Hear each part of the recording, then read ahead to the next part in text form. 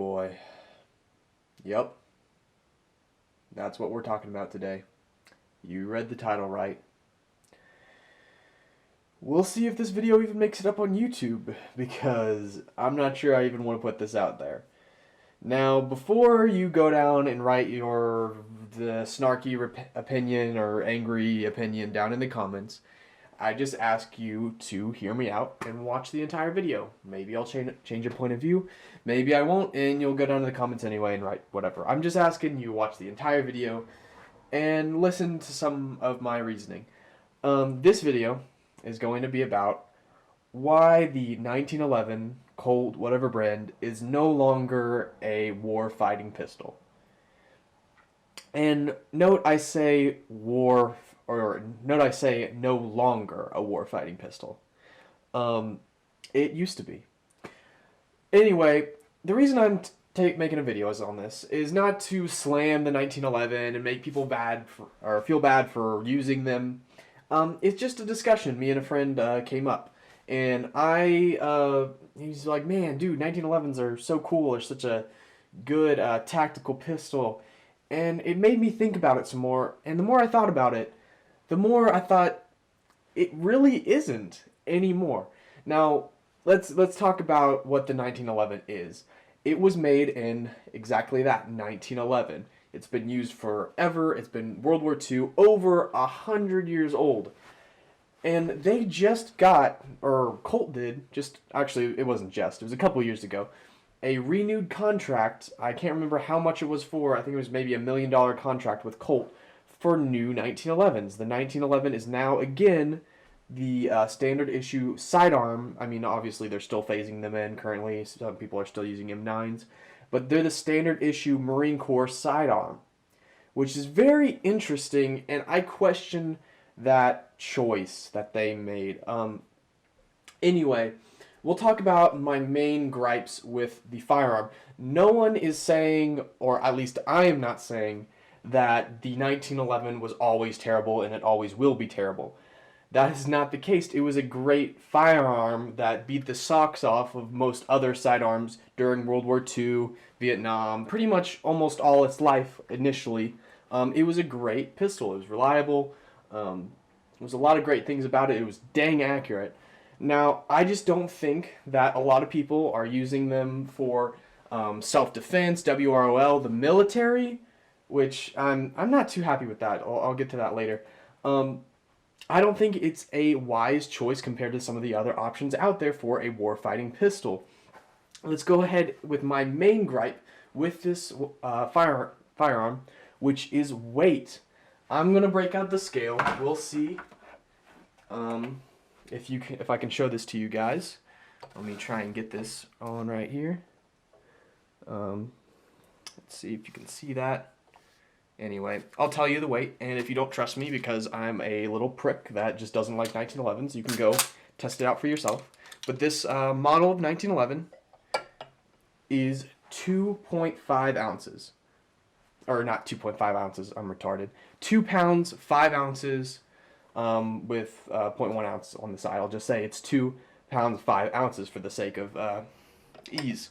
Now, if we're going to compare it to the modern style polymer frame pistols, I'm going to compare it to my TP9 SA, Canik TP9 SA, because I have that on hand. Obviously, you could throw whatever pistol you wanted in here. You could throw in a Glock, an M&P, whatever full frame or full frame size pistol in the polymer fashion you want to. This pistol is 1 pound, 10 ounces. That's about a pound lighter, and I should mention both of these guns are empty, so no magazine, nothing in the chamber, nothing. That's about a pound lighter than the 1911. That is my biggest issue with this firearm, is it's so much heavier. And the reason why weight is so important, I'm going to be talking from a civilian standpoint because I've never been in the military before. Planning on it. We'll see how ROTC goes in college.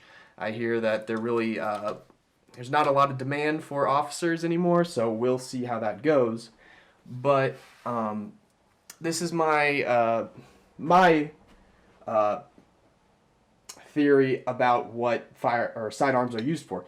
They're obviously not going to be your go-to firearm when fighting a war. They're going to be a backup. It's what you're going to use after your rifle has malfunctioned, which I don't have any experience with army issue beat to death M4s or anything, but I don't think they malfunction all that often. I mean, I've heard horror stories, but it's going to be when your rifle malfunctions or you run out of ammo, which I don't know how much is that going to actually happen. So that is all sidearms are pretty much useful for, is when you run out of ammo or your rifle jams. Now, if I'm not going to be using that much, I don't want to drag around the extra weight.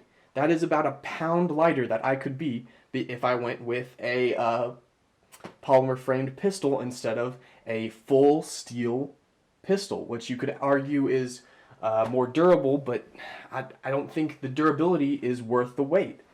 I'm sorry, I know people are going to say, oh no, it's nothing. I would urge you to take a test and run a mile in full tactical gear and tell me what you think after that concerning how much weight you want to have on your person. You don't want any weight on your person. They'll be like, nah, it's no big deal.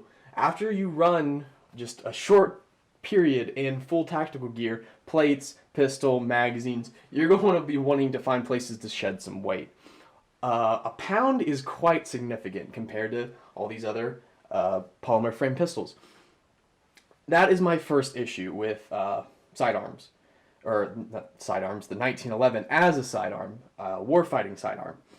Now, my second issue is magazine capacity. Now, a lot of people, guys, will say, dude, you're getting a 45 ACP round, what do you expect? It's going to knock the socks off of any 9mm round. A lot of people will bring up stories from like Iraq with people using the M9 and soldiers absolutely hating it because they would shoot people and they wouldn't fall down. Now, I'm going to dispel this myth, or not dispel it, because these things happen. I'm not going to call them liars, because that stuff probably happened. I'm going to tell you why that happened. And that happened because the U.S. military only allows their soldiers to use full metal jacket ball ammunition. They do not allow standard army. I mean, they have been letting special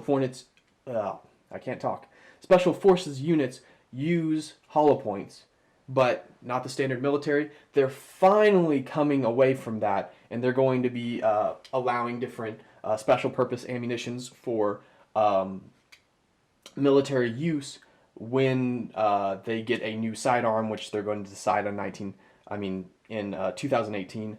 Anyway, but they were using FMJ 9mm ball ammunition, which is crazy that you would compare ball ammunition to hollow points. It's a world of difference. I've heard that pretty much if you're using a 9mm hollow point, it is about equal to a 45 caliber ball ammunition or a ball round. So that is quite significant. And obviously some people will say, well, if it's equal to a 45 caliber ball round, then what would you imagine the 45 caliber hollow point would be? And that's fair to say. I just think that it is overkill when trying to neutralize a target. So, in my opinion, 9mm hollow point plus Ps, plus Ps, whatever you want to do, will more than get the job done, just not 9mm ball. It is not able to take down targets, especially if they're running on adrenaline, yada yada yada. Anyway, this brings me back to magazine capacity. Here we have a 8-round 1911 magazine. Yup, 8 rounds. You better make them count, because that's all you have. Compare that to an 18-round 9mm magazine. It's not going to want to stand up, so I'll lay it on the side. 18 rounds. That is more than twice the magazine capacity. Again, this is kind of subjective. Some people don't feel comfortable with anything less than a 40 or a 45. In my opinion, I would much rather have the ability to have a higher volume of fire, and not need to reload, rather than, I'm just telling you guys, 8 shots is not a lot. It is not a lot. So, I don't know. Okay. So, let's get back to the 1911, which we were talking about anyway, but I mean, more about the gun itself. I just don't. Again, okay. So, let's talk about why you would want to have a 1911. I'm not saying that the 1911 is not reliable. It's definitely reliable. It's definitely extremely accurate. It is a great pistol to have, um, for home defense or for sporting purposes. Dang, it's super fun. It's cool to collect. These pistols are highly collectible. Um, they're really cool looking. I'm not going to deny that. I have one, so why would I not like it? I just think it is not realistic when people buy these with the intent of putting them on your WROL gear, or the military buying them as a service pistol, because I think they're obsolete. It's 100-year-old firearm, guys. Let's stop acting like it is modern technology. It's just not. It's too heavy. There's not enough rounds.